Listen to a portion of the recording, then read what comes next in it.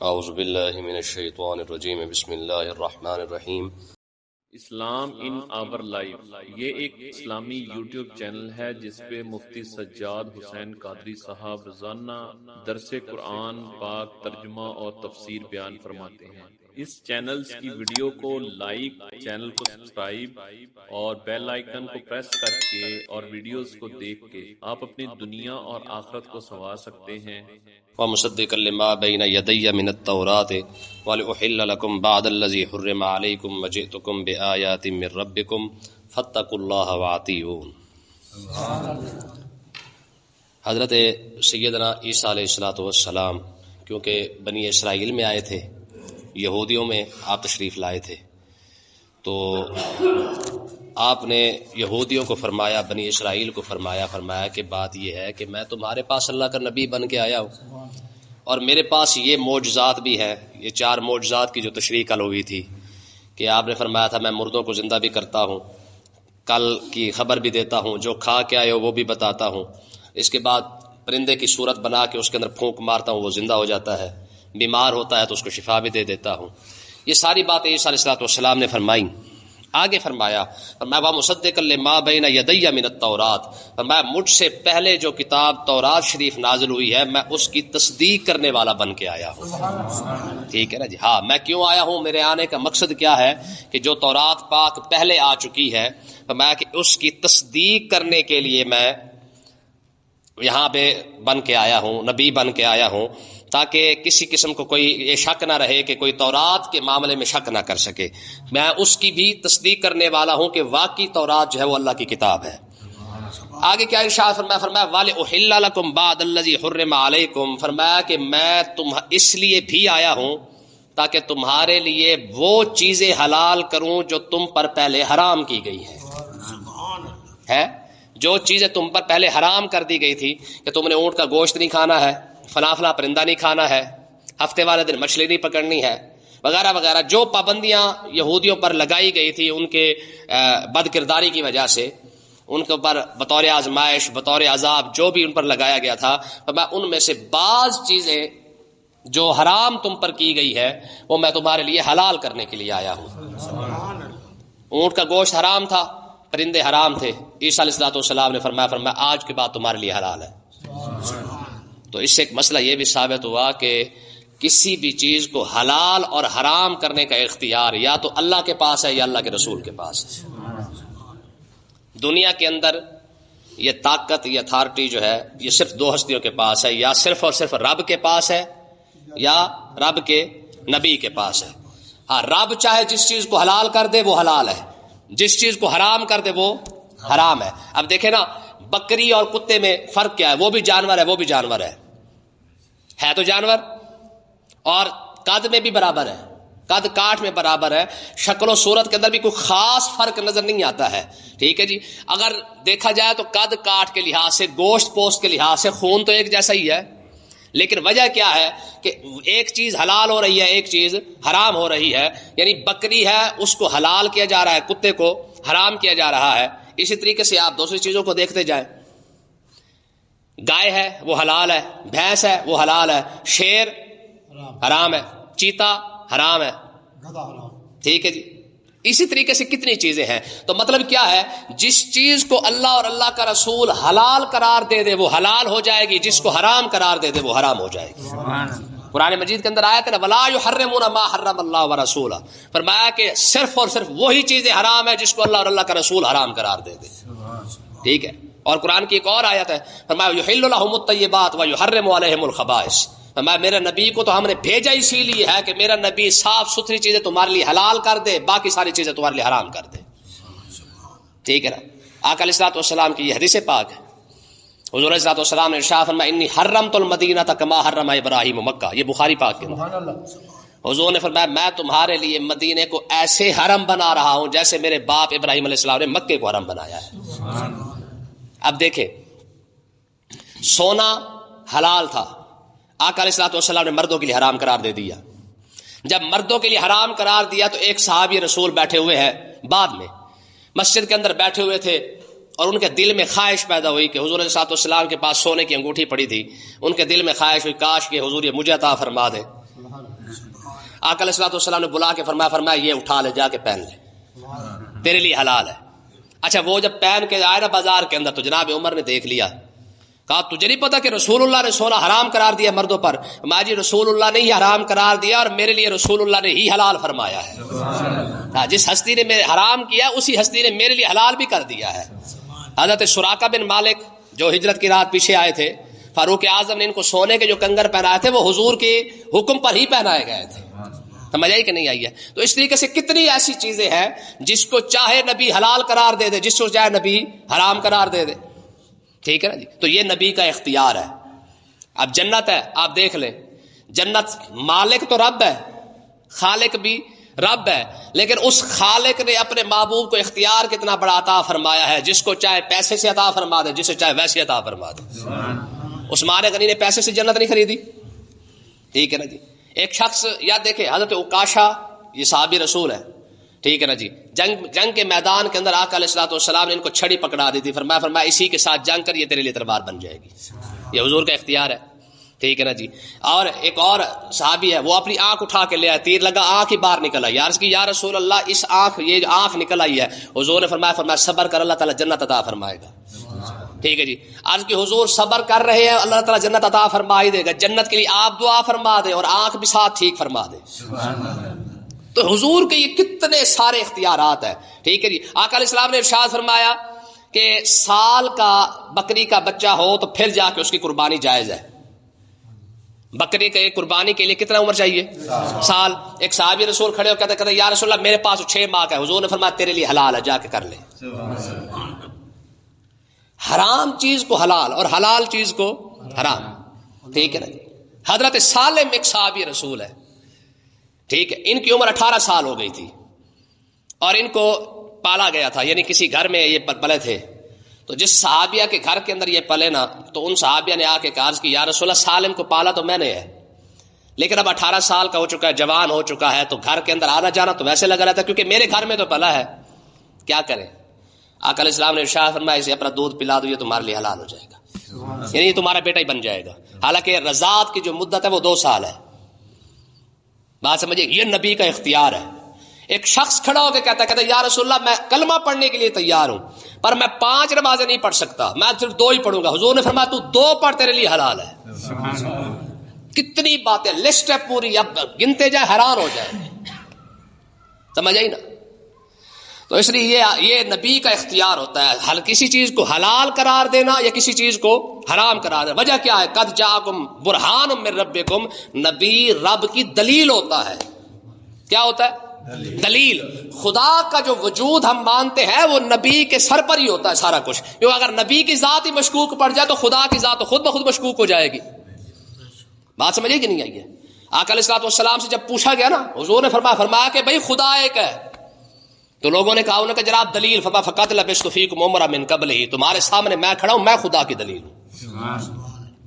حالانکہ حضور نے یہ بھی فرما سکتے تھے آسمان دیکھ لو، زمین دیکھو، یہ کائنات کو دیکھو، سارا کچھ دیکھو، خدا ایک ہے، اس نے بنایا ہے۔ فرمایا نہیں، میں فقط لبثت فیکم عمرا من قبلہ، تمہارے سامنے میں نے 40 سال نہیں گزارے اس ایسے گندے معاشرے کے اندر جہاں پہ سود حلال ہے، جہاں پہ شراب حلال ہے، جہاں پہ ننگے ہو کے طواف کرنا حلال ہے، جہاں پہ تم نے رب کے گھر کے اندر کتنے تم نے بت کھڑے کیے ہوئے ہیں، جہاں ساری گندگی جس معاشرے کے اندر پائی جائے اور اس معاشرے کے اندر ایک شخصیت پر ایک چھوٹا سا ہلکا سا دھبے کا تصور بھی پیدا نہ ہو، پر میں کوئی ذات تو ہے نا جس نے ایک بندے کو اس طرح محفوظ رکھا ہوا ہے۔ میں فقط لبثت فیکم عمرا من قبلہ، فرمایا میری 40 سال کی زندگی یہ گارنٹی دے رہی ہے کہ خدا ایک ہے۔ سمجھ آئی کہ نہیں آئی ہے؟ تو اللہ کا نبی جو ہے یہ کیا ہوتا ہے؟ اس کے پاس یہ اختیار ہوتا ہے، جس کو چاہے میرا نبی حلال قرار دے دے، جس کو چاہے حرام قرار دے دے۔ وَلِأُحِلَّ لَكُمْ بَعْضَ الَّذِي حُرِّمَ عَلَيْكُمْ، حضرت عیسیٰ علیہ السلام نے ارشاد فرمایا میں تمہارے لیے کچھ چیزوں کو جو حرام تھی تم پر وہ حلال کرنے آیا ہوں۔ ٹھیک ہے جی؟ وَجِئْتُكُمْ بِآيَاتٍ مِّن رَبِّكُمْ، میں تمہارے پاس تمہارے رب کی طرف سے نشانیاں لے کے آیا ہوں۔ ہے کتنی نشانیاں ہیں؟ یہ 4 نشانیاں، پرندوں کو زندہ کر دینا، مردوں کو زندہ کر دینا، یہ نشانیاں ہی تو ہیں رب کی طرف سے۔ فَاتَّقُوا اللَّهَ وَأَطِیعُونِ، اے یہودیو، اے بنی اسرائیل، اللہ سے ڈرو اور میری فرما برداری کرو۔ اللہ سے ڈرو اور میری فرما برداری کرو، اتنا سب کچھ میں نے تمہارے سامنے دکھا دیا ہے. آپ خود اندازہ کریں 40,000 نبی یہودیوں کے پاس آیا پر بندے کے پتر نہیں بنے ہیں. حتیٰ کہ پھر ایک اور کتاب ان کو دی گئی ہے، پھر عیسیٰ علیہ الصلوۃ والسلام بھی تشریف لائے، نئی کتاب نئی احکامات لے کے آئے، اس کے باوجود بھی ایک قوم سیدھی نہیں ہوئی ہے. پھر عیسیٰ علیہ الصلوۃ والسلام نے کیا فرمایا؟ اب ذرا یہ دلیل دیکھیں.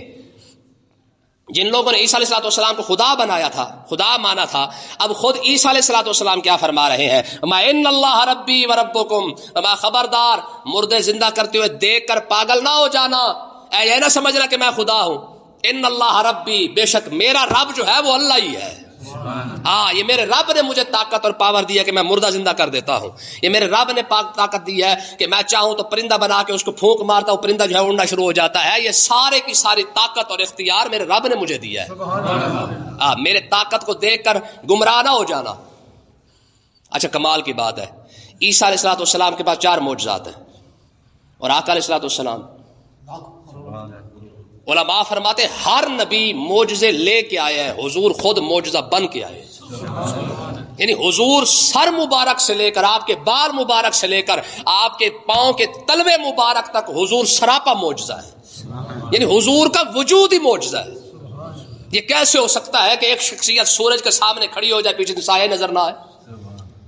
حضور کے بال مبارک معجزہ، حضور کے کپڑے مبارک معجزہ ہو، حضور کے اعضاء مبارک معجزہ ہو، ہیں جی، ہر شے حضور کی معجزہ ہو. اس کے باوجود پوری امت نے کبھی ایک شخص نے بھی حضور کو خدا نہیں کہا ہے.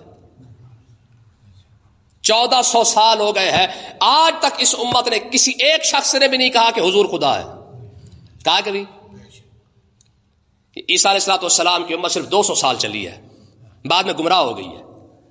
سمجھ آئی کہ نہیں؟ یہ امت مصطفیٰ کا اعزاز ہے، یہ اس امت کی خصوصیت ہے. 1400 سال ہو گئے اور قیامت بھی آ جائے نا، کوئی ایک مسلمان ایسا نہیں ہوگا جو اتنے سارے معجزات سنے گا بھی صحیح، پڑھے گا بھی صحیح، لوگوں کے بیان بھی کرے گا، سب کچھ ہونے کے باوجود کوئی ایک شخص بھی کھڑا ہو کے نہیں کہے گا کہ حضور خدا ہے.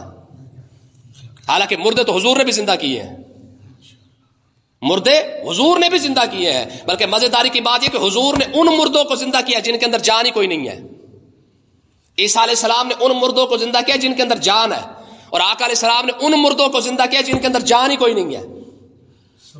یہ ایک الگ تفسیر ہے.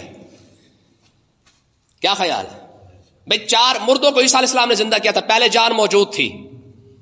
حضور کے سامنے پتھروں نے کلمہ پڑھا ہے، پتھر کے اندر کون سی جان ہوتی ہے؟ درخت چل کے آیا، درختوں کے اندر کون سی جان ہوتی ہے؟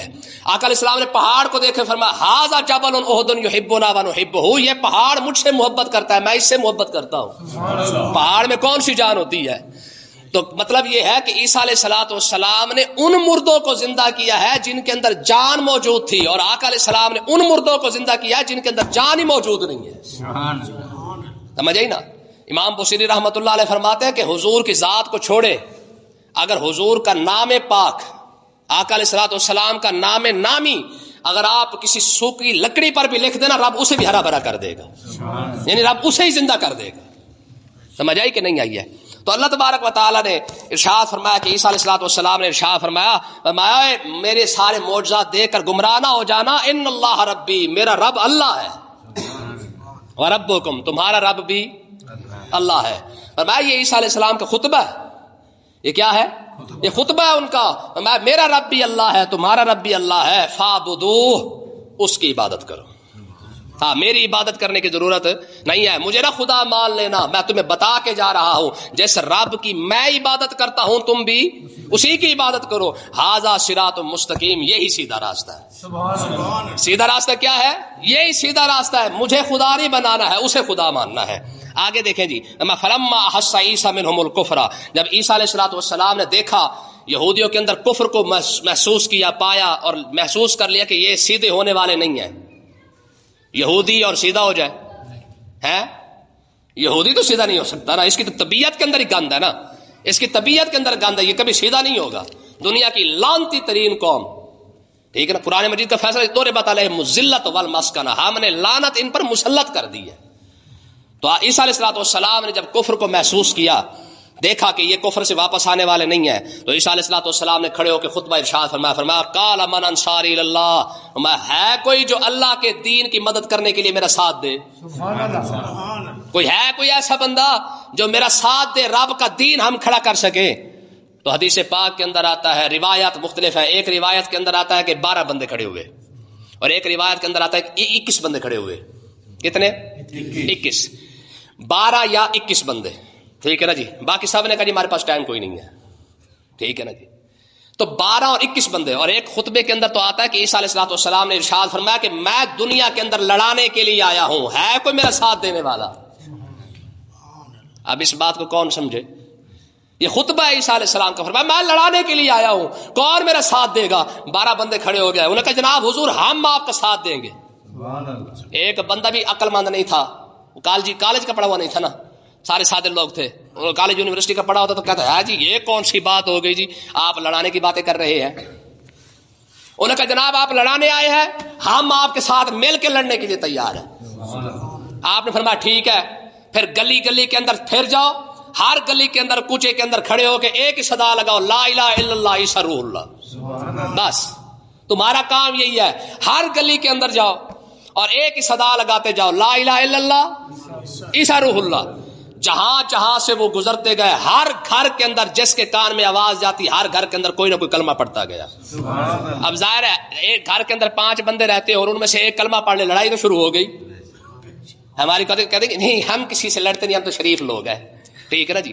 ہم شریف ضرور ہے پر دین کے معاملے میں اتنے شریف نہیں ہے. ہاں دین کے معاملے میں شرافت نہیں چلتی ہے. یہ لوگوں کے اندر غلط تصور بیٹھا ہوا ہے. تو آپ نے کیا کیا؟ تو میں جاؤ پھیلتے جاؤ، پھر ان کی برکت دیکھے، جہاں جہاں سے گزرے جس کے کانوں میں آواز جاتی گئی وہ کلمہ پڑھتا گیا. ٹھیک ہے جی. جب کلمہ پڑھتے گئے تو گھروں کے اندر لڑائیاں شروع ہو گئی. تو آپ نے ارشاد فرمایا قال الحواریون نحن انصار اللہ. وہ چند مخلص لوگ کھڑے ہو گئے، انہوں نے کہا جناب ہم اللہ کی مدد کرنے کے لیے تیار ہیں، اللہ کے دین کی مدد کرنے کے لیے ہم آپ کا ساتھ دینے کے لیے تیار ہیں. آمنا باللہ، ہم اللہ پر بھی ایمان لاتے ہیں. واشہد، آپ گواہ ہو جائیں بأننا مسلمون، ہم مسلمان ہیں. ہم کون ہیں؟ اس کا مطلب یہ ہے کہ جتنے بھی نبی آئے ہیں ان کا مذہب کیا ہے؟ اسلام. کیا ہے؟ انہوں نے یہ نہیں کہا جی ہم عیسائی ہیں، انہوں نے کہا جناب واشہد بأننا مسلمون، آپ گواہ ہو جائے کہ ہم کون ہیں؟ مسلمان ہیں. ربنا آمنا، پھر انہوں نے دعا مانگی کہ اے ہمارے رب، آمنا ہم ایمان لائے، بما انزلتا، جو کچھ بھی تو نے نازل کیا ہے.